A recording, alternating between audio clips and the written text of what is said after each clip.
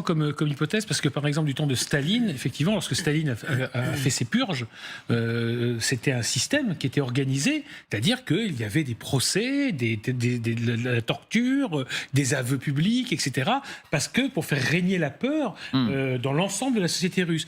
Et là, c'est vrai que ça ressemble à des actes mafieux, comme on le disait depuis tout à l'heure, plus qu'à des actes d'État. Parce que si c'était vraiment ordonné par Poutine, la mise en scène, donc on va chercher un opposant à l'étranger, on le ramène, on fait un procès, ce qu'on fait en Biélorussie par exemple, la terreur que fait régner Loukachenko. Loukachenko, il n'a pas empoisonné le prix Nobel de la paix. Pourtant, il l'avait sous la main, il pouvait l'empoisonner, on n'en parlait plus. Non, il a fait un procès, il l'a montré dans sa cage, etc. Et il fait comme ça tomber une chape de plomb sur l'ensemble de la société. Moi, je partage votre sentiment, c'est-à-dire que véritablement, si c'était vraiment politique et pas mafieux.